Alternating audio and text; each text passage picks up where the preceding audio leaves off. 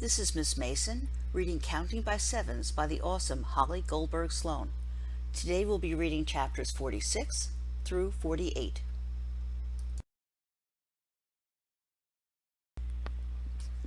Chapter 46. I'm on my way to the laundry room when I look under the lava rock in the courtyard. I push away a small section of the heap of surprisingly dirty red stones, and then peel back a corner of the torn plastic liner. As suspected, because of the appearance of the weeds, there's dirt under there. For the briefest of moments, I imagine clearing away the rock and digging a pond to grow water lilies and red bog flowers. I would plant timber bamboo along the north side to jut up into the open space and shade the roof. I suddenly see vines and lush plants clumped together, and the air is pungent with the smell of life. But then in an instant that vision is gone. I'm left staring at the red rock and the thistles. A piece of black plastic that is close to the dryer vent appears to be waving at me like a black flag. I go upstairs to report my findings. Dell is on the couch with Kwang Ha. Mai is reading a book on her bunk bed. Patty is at the salon. I say, I have an idea. I want to plant the sunflowers downstairs. Mai is listening because she shouts from our room, "Downstairs where?" I forge ahead. We could remove the red lava rock heap. There's dirt under there. I checked. Think of it. A courtyard with sunflowers. Dell looks instantly concerned. No way. We're not removing anything. This place is bank-owned. Mai comes into the room. The red rocks are pretty gross. Kwang Ha hits a button on the remote and increases the volume. Dell has to talk louder now. No one touches the red rocks. I say, maybe just one section. Kwang Ha, despite his lack of interest, says, my sunflower is bigger than the others. It should go into the ground. Dell waves his arms. Nothing is going anywhere. They can stay where they are and be dwarfs, or whatever happens to things that don't have enough space. Mai doesn't like the way that sounds. In my at-risk afternoon program, we had a whole session on seeking permission for community projects. Dell gives her a crazy look. This isn't a community project. Mai shoots back. Of course it is.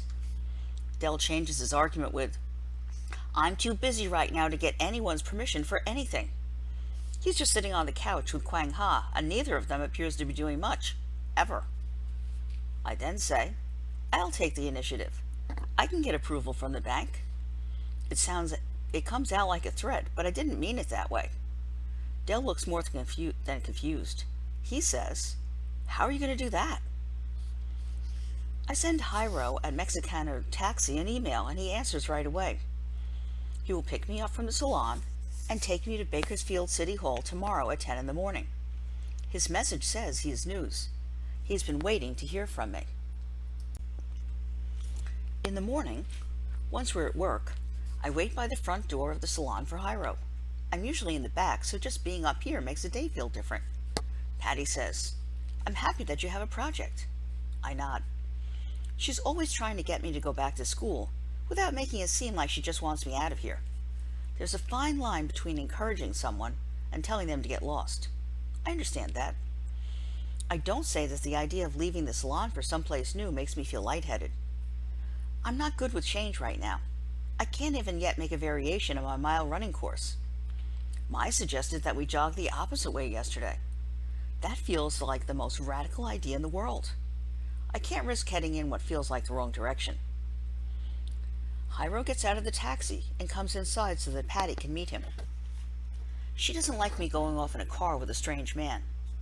I explain that at this point the taxi driver and I aren't strangers, but I understand her concern. I can see that Jairo's wearing a Bakersfield College t-shirt. I'm very happy about this. I didn't know that Patty spoke Spanish, but right away they start talking in that language. I speak Spanish, so I understand, as she says, what translates to, this little girl has been through a lot.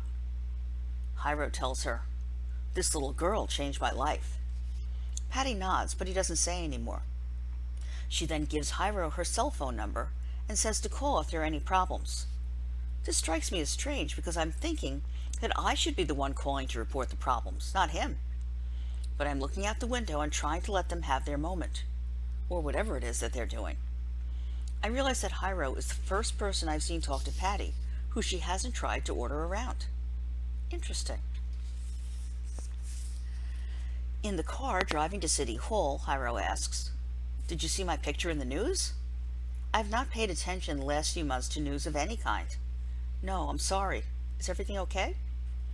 Hiro is very excited now, almost jumping. I hope that he's watching the traffic and the rules of the road. He says, "I won $20,000. I'm using it to go to college." I gasped. This is news. He talks nonstop for the rest of the way about my being his angel.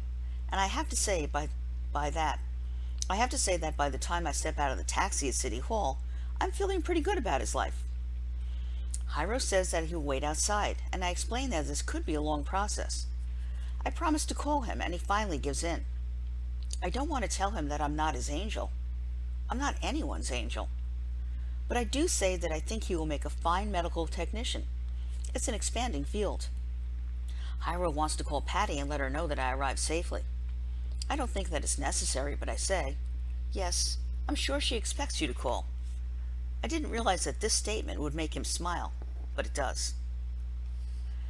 The City Hall looks interesting from the outside.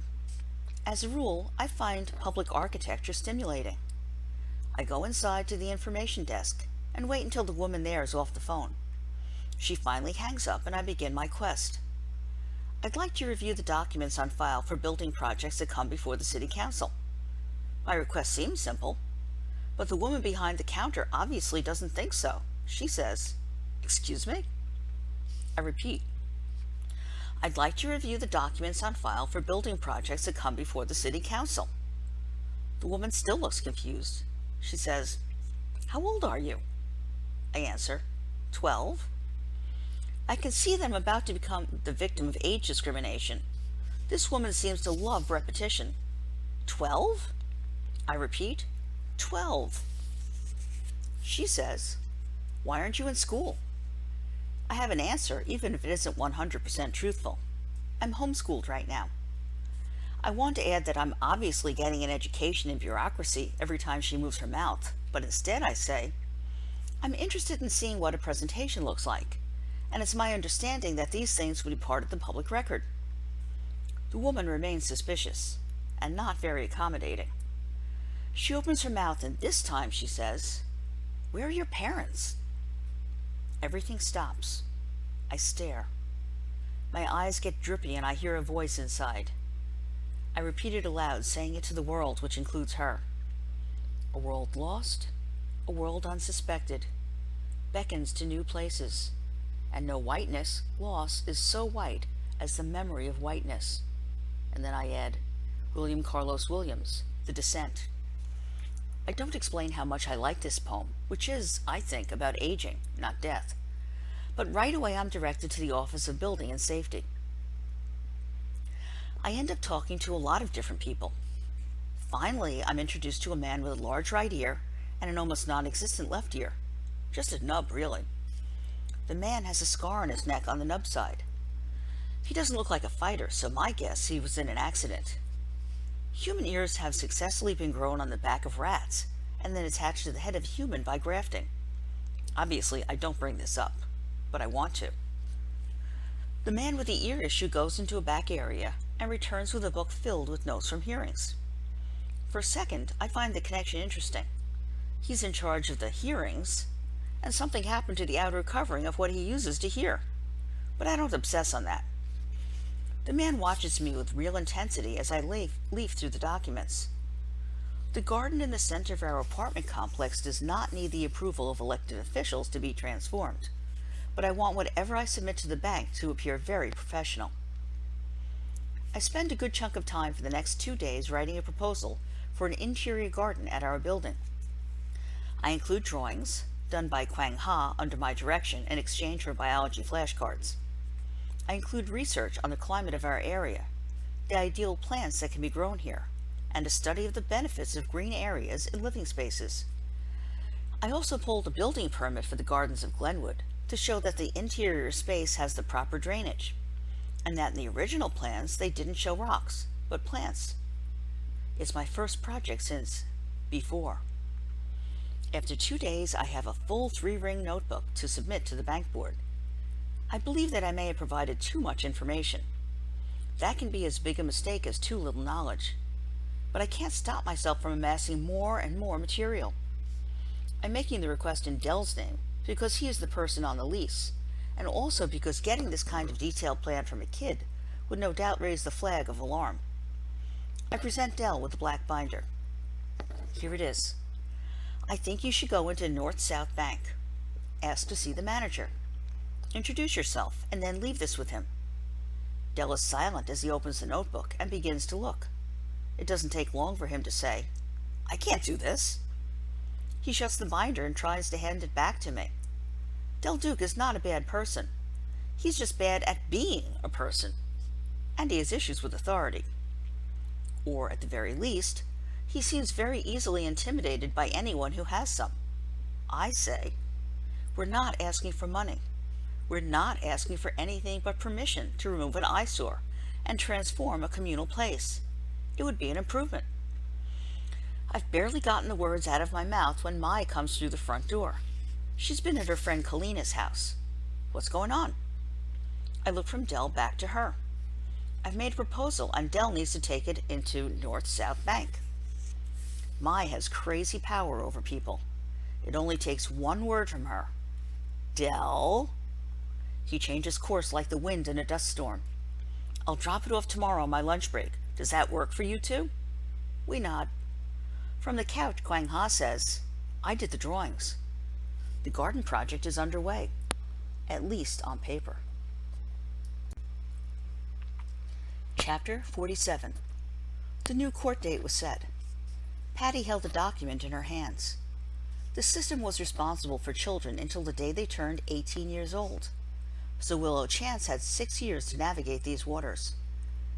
Patty remembered the note that Willow had written the first day she met her social worker at the nail salon. She couldn't imagine that any other kid had presented something as precise. Willow had a high-functioning brain. That much was clear. So what does the world do with a 12-year-old girl without family and a network of close friends? What were the choices? In the big envelope the social worker had sent, Patty now found a pamphlet for the next state-sponsored adoption fair. From what she could see, the process looked like speed dating. The fairs were held in a park. Prospective parents arrived and mingled with the busloads of kids who came with social workers. Hot dogs and hamburgers were served. A softball game was usually organized. The idea was to just be natural and give people a chance to get to know each other. According to the statistics on the last page of the informational brochure, there were matches made. And of course, sometimes they worked out.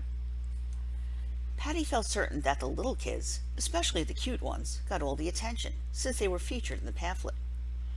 The older kids, even the more outgoing ones who were trying to sell themselves, no doubt ended up as the snakes at the petting zoo. People probably kept their distance. It was hard to imagine Willow Chance in such a setting, but maybe she would defy the odds. Hadn't she been doing that her whole life? Mai liked to shop, so even her mother's regular trip to the farmer's market presented an opportunity to browse. Patty always bought chicken feet from the man who sold organic eggs. He saved them for her in a special cooler of ice. She used the yellow fowl feet to make a soup that Mai had to admit was delicious, but it tasted better if you didn't see the ingredients. While her mother went down her shopping list, Mai wandered the aisles of the parking lot turned market, looking at the organic honey and the purple turnips. Willow said that she used to grow everything that they sold there in her own backyard. Mai looked at the lettuce and the potatoes and the onions and the red cabbage. It didn't seem possible. But Willow wasn't a liar about anything. At the far end of the last aisle was a man playing a banjo. Mai moved closer to hear him. The sun was shining, but it wasn't the punishing heat of summer or late spring. The air was still cool. Mai took a seat on the edge of the curb and listened. She couldn't help herself from imagining the notes of the plucking strings playing for dancing chickens. And then in her dreamy vision the birds suddenly were without feet. Mai stood up. She felt a growing sense of panic as she looked in all directions for her mother. It wasn't just the idea of the feetless fowl that was causing her distress. She now saw sunflowers for sale in tubs of almost all the stalls. She hadn't noticed them before. Each blossom had its own unique possibility. Willow told her if they didn't get their small sunflower plants at home into the ground soon, they'd be stunted. She said that they needed to put down a real root system to achieve their potential. Don't we all? Thought Mai, as she hurried toward her mother in the distance. Don't we all? Chapter 48. Big news. My binder worked, and the bank has given Del Duke the go-ahead to do the garden conversion. But the letter, which is from the Senior Vice President's office, has additional information besides the legal permission to take up the rock pile. Someone over there at North-South Bank is on top of things, because the letter states, taking the initiative to improve the property as a renter shows a commitment to the values we at North-South Bank hold dear. We have never, in the history of the bank, seen such a thorough proposal. Therefore, Mr. Duke, in addition to granting you permission to plant a garden in the central, uncovered atrium, we have made the decision to ask you to be the building representative for the gardens of Glenwood. I don't think anyone ever asked Del to represent anything before. He looks like he won the lottery. It's a strange combination of being wildly excited and deeply afraid. I'm wondering now about his parents. Maybe he's a toddler who was locked in a woodshed in a cold climate for extended periods of time. He appears to have just been let out. Looking at him as he reads the letter a sixth time aloud, I realize he's sort of weeping. I assure him that being the building rep is a big honor that he richly deserves. The next thing I know, he's down in the garage, putting a sign in front of the best parking space in the open carport.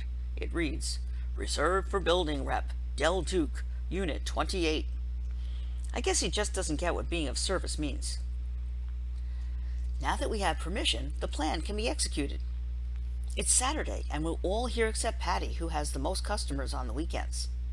I asked Kwang Ha how he would suggest we remove the red lava rock. I'm secretly thinking he might want to get involved with all of this. He isn't remotely interested. But apparently he got something out of reading Tom Sawyer, even if he didn't read it or write the paper on Mark Twain. He only says, give the rock away. People love anything they think is free. This strikes me as accurate. I would go down the hall to discuss the idea with Del. Said who was there in the living room. He's a lot nicer to me since I made Del a computer. He's even asked my opinion on a few technical things. And I'm allowed to borrow his 15-watt soldering gun. When I explained to Del that my plan is to give away the rock, Sadhu says, list it online. It'll be gone before you know it. I post an offering of free red lava landscaping rock. I say that if you haul it away, you can have it. Only 7 minutes later, I get my first response. Kwang Ha appears to be right. The idea of something for nothing is appealing in some visceral way, even if free things are never free. The burden of ownership means everything has a price. I think that's why really rich and famous people look so weighted down and glum in most photos. They know that they have to keep their guard up. They have things other people want.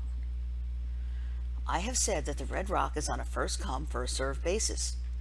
Before I know what's going on, I have 4 different people over here fighting over the stuff. The lava rock enthusiasts scare me. Since Del is now the building rep, I make him go down and deal with it.